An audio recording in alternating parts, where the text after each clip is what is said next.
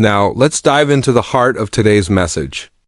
You find yourself in a situation today, perhaps you have recently visited a Raqi, someone who performs ruqya, or maybe you have had professional Islamic diagnostic services conducted upon yourself. And now, the reality has hit you. There is confirmed magic involved. You know now without a doubt that there are forces at work.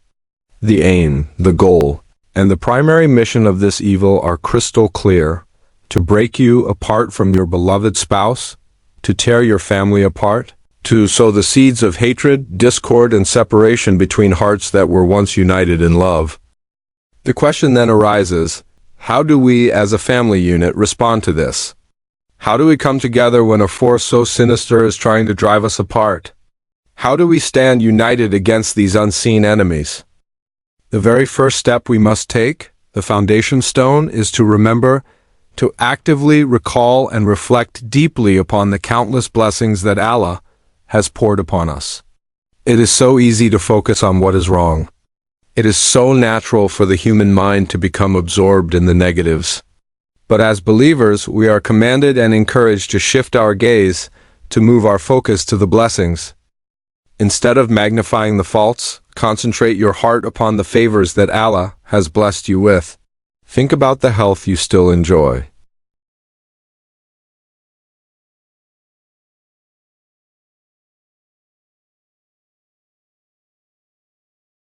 Reflect on every little thing and recognize it as a sign of Allah's mercy upon you.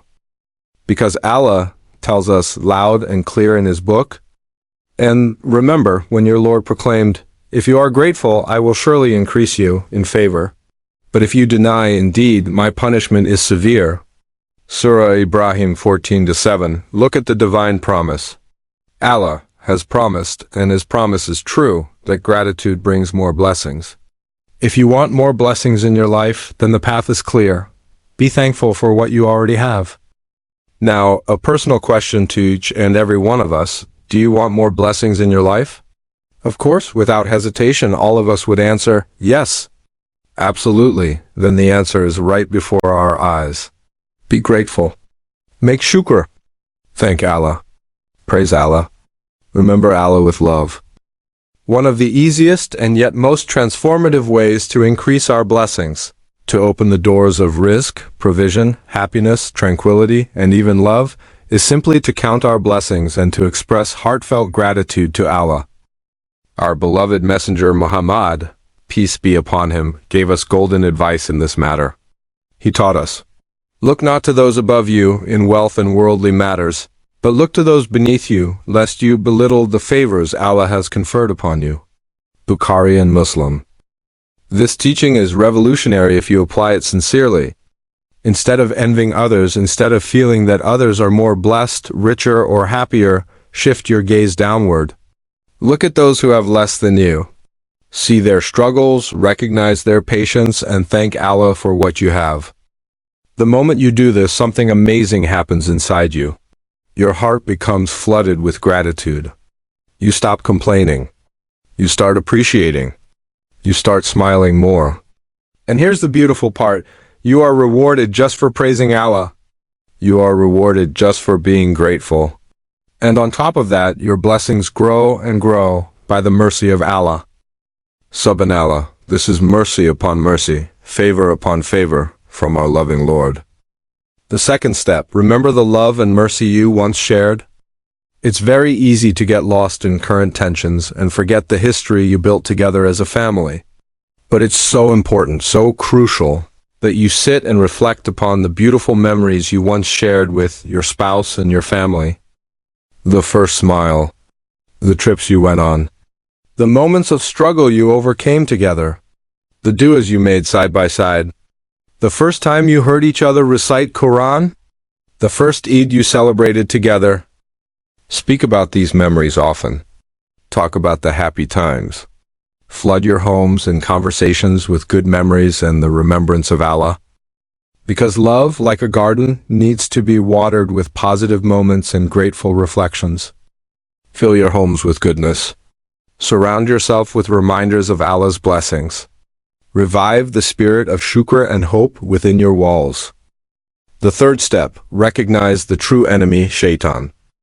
It is absolutely vital that we recognize Shaitan, the accursed devil, for who he really is. A clear, declared, and unrelenting enemy to humanity. The voice you selected does not support this language. Please click the upper right corner to switch to another voice. Surah Fatir 35-6, Shaitan is not your friend. He is an open, avowed enemy whose sole mission is to destroy your deen, your family, your happiness, your akhirah, hereafter. Recognize his weapons. Understand his arsenal. Prepare yourself against his attacks. What are some of his strategies? Planting suspicion. He whispers doubts between husband and wife. He sows distrust. He breeds assumptions, igniting anger. An individual might find themselves calm at work, composed with friends, but the moment they return home, they feel sudden, overwhelming anger toward their spouse or children without any rational reason, breeding hatred and aversion outside the home. Yet when they step inside, they feel uneasy, anxious, sick, desperate to leave, all without an apparent cause. Destroying intimacy. Night after night, dreams of snakes, black dogs, graves, blood, or dark, terrifying creatures haunt the individual. Manifesting shadows and figures. One might see shadows flickering at the edge of vision, feel as if something is breathing down their neck, or sense eerie presences in the home. Creating aversion to Islam. Suddenly, the spouse who loved the Quran now leaves the room when it is recited. Suddenly Adhan is called, and instead of feeling comfort, they feel irritation or flee.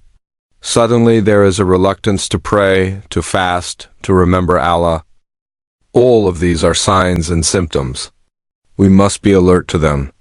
Recognize them early, address them early. Because by the permission of Allah, problems caught early are far easier to solve. Facing the reality of sihr, magic, how to rebuild after brokenness. Perhaps you find yourself today in a deeply painful situation. Maybe you have visited a trusted Raqi, or perhaps you have sought out someone who is knowledgeable in diagnosing unseen afflictions. You have now come to know, with certainty, that sihr, magic, has been done. You have learned that this evil was crafted with malicious intent, the goal being to separate you from your beloved spouse, to shatter the unity of your family, to tear apart the home. This is not just your battle.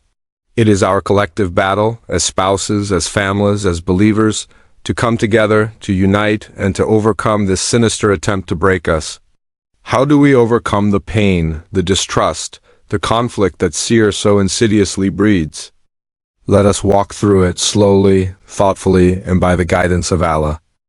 First and foremost, reignite gratitude by reflecting on Allah's blessings.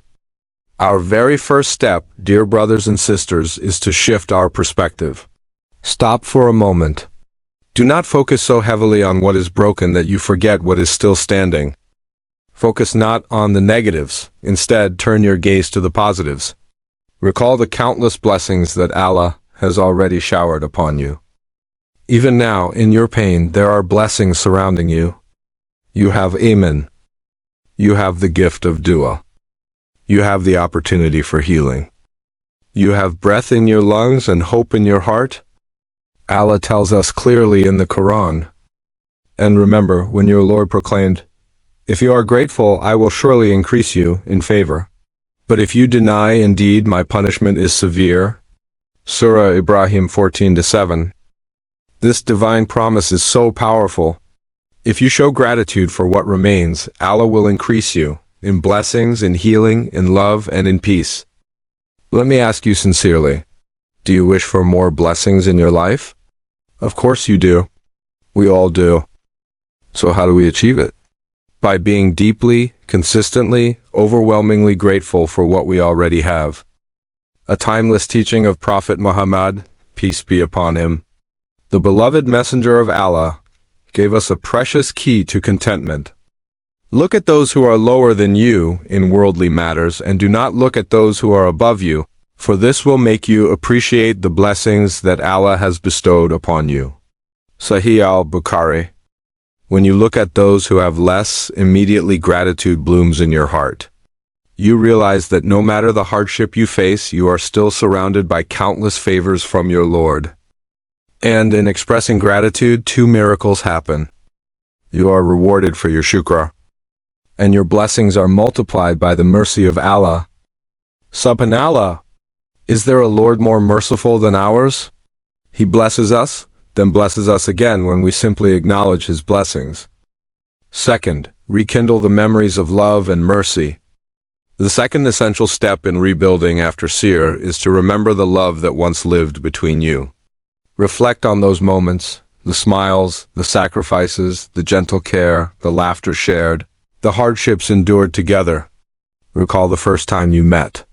Remember the tears of joy on your wedding day. Reminisce about the small acts of kindness that once filled your days. Love, like a fire, must be nurtured to stay alive. Focus on the goodness, not the pain. Revive beautiful memories.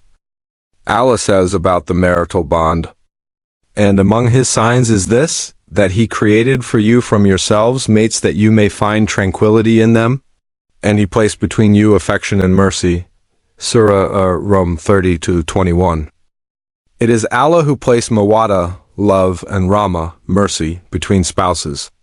Reignite it with remembrance, gratitude, and tender speech. Third, recognize Shaitan as your open enemy. Understand this reality without any doubt. Shaitan is your enemy. He is not a passive force. He is a determined, malicious, relentless enemy, one who actively plots to destroy your iman, your family, and your happiness. The voice you selected does not support this language. Please click the upper right corner to switch to another voice. He only invites his party to be among the companions of the blaze. Surah Fatir 35-6. Never make peace with Shaitan. Never treat him lightly. Instead, learn his tricks, study his strategies, and fortify yourself against him. How does Shaitan attack? Signs and symptoms of his plots. Among the many ways Shaitan attacks are whispering suspicion between spouses, planting doubts in your heart about your loved ones, encouraging you to spy, mistrust, and assume evil. When you find yourself suddenly feeling irrational anger, sudden anxiety when entering your home, inexplicable hatred towards your spouse, recognize it for what it is. These are not random emotions. These are weapons being fired at your marriage.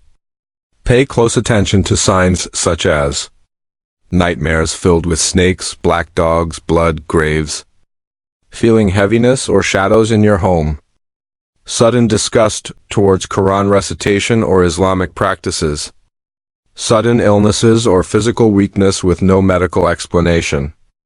These are symptoms that must not be ignored. Recognizing them early can make healing much easier by the permission of Allah. If you find this reminder beneficial, don't forget to subscribe to our channel and press the bell icon to stay updated with more inspiring Islamic content. Like, share, and comment to support our work and help spread the beautiful message of Islam.